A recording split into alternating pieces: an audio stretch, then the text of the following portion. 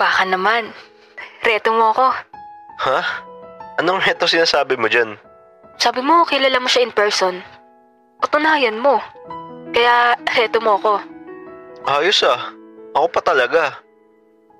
Ikaw lang naman yung kilala ko na kilala siya in person eh. Baka naman hindi totoo. Kilala ko nga siya. Promise. Di ba nga ako nagsabi na maglaro kayo? Tsaka baka busy siya lagi. Di ko na din siya masyado nakakausap lagi eh.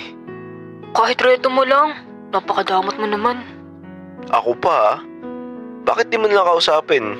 Di ba friends naman na kayo sa ML? Nahiya ako eh. Alangan naman landiin ko agad siya. Sige na, Genesis. Kulit talaga nitong babaeng to. Matitiis ko ba naman siya?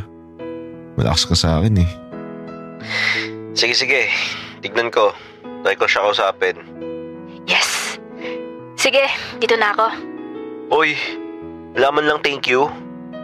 Nangaasar pa yung mukha niya nung umalis siya. Salamat siya at hindi ako mabilis magalit pagdating sa kanya. Pero, paano kaya to?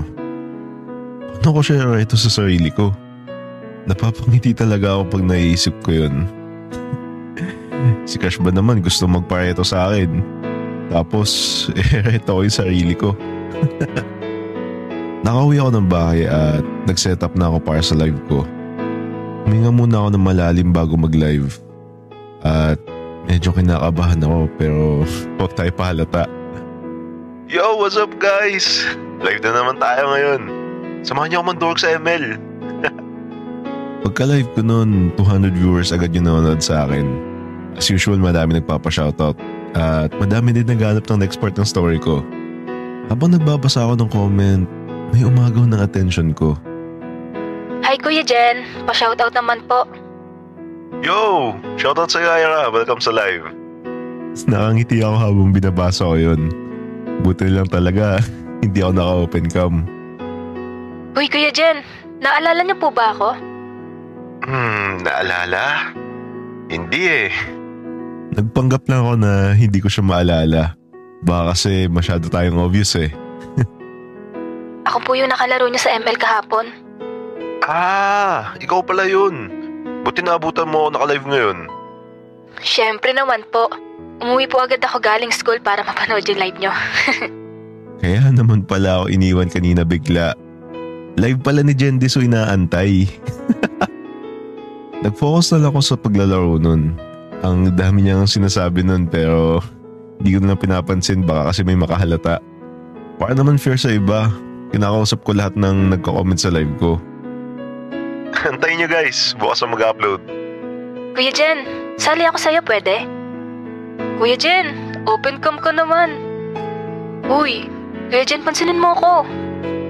Pag ako pinansin mo, aamin ako kay Crush. Uy, aamin daw siya sa crush niya guys. Sige nga, balitaan mo kami pag umamin ka na ha.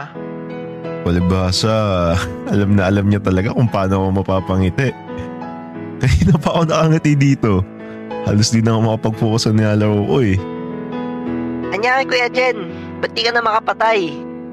Wait lang guys, baka last G ko muna. Mag-end live muna ako. Edit ko muna yung next part. Abangan nyo na lang bukas. After nun, in-end ko yung live. Kainis naman. Nag-enjoy pa naman ako basahin yung comment niya dun. Di ko kasi mapigilan eh. Napain tuloy ako ng live nang wala sa oras.